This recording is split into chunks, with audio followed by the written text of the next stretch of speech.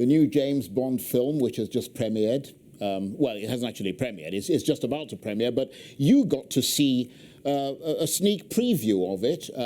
That's what we're talking about, a special preview of the latest Bond movie, Spectre, which was shown yesterday, and Richard Fitzwilliams was lucky to get a glimpse of it, and he's here with me. Did it have you shaken, stirred, or not? Was it any good? Were you impressed? I thought that the action sequences were absolutely fantastic, and with all the hype, the opening sequence in the Day of the Dead festival in Mexico defies description. I can only urge everyone to go and see it, and also thrilled to some of the obvious stunts in the movie. So shaken most definitely, emotionally not stirred. This was disappointing. Daniel Craig is the perfect Bond. He looks it, he's got the physicality, he's got the presence, and there's no doubt about it, he's tremendously popular, but the women's roles weren't what they could be. There was something in the writing. If Q, Ben Whishaw's Q, is in fact a character who just about walks away with the movie, then there's something wrong if you've got Lea Seydoux as Madeline, she's glamorous, she's sexy, but there's no chemistry between her and Bond. The movie has flaws. Well, let's take a look at this little clip now of the movie. Is this really what you want? Living in the shadows, hunting, being hunted, always alone? I don't stop to think about it. It was me, James. The author of all your pain.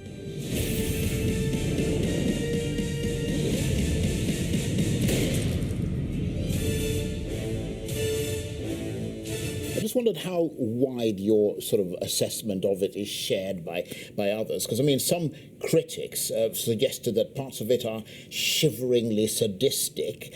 Somebody else said, you know, it's not as fast-paced as its predecessor. Others say it's not coherent or persuasive.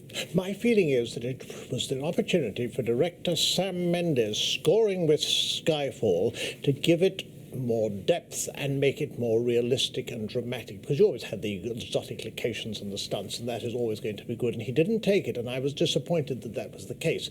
I did think Christoph Waltz was a marvellous villain as far as what we saw of him, but the problem with this movie is it will win, or certainly be nominated for Oscars for absolutely splendid photography, and we've got a theme which will be humming away for months. But there was an opportunity to get real heart into a film, which defines the perfect male. All the men would like to be James Bond, all the women would like to sleep with the James Bond, and here's Daniel Craig, perfect in the role that he may very well not repeat. There was the opportunity to give it the darker side, which was more like real life, whilst continuing to have these extraordinary, spectacular sequences. Far too many fist fights are so ferocious no one gets a bruise. There are far too many passions that suddenly emerge out of nowhere. Right. We need a little more realism, I have to say, but having said that, the fans are going to adore this. So on a scale of 1 to 10, where would you place it? I would place it 6 for myself and 8 for the fans. Now let's just talk about the other big story that's emerged around this, and that's Daniel Craig's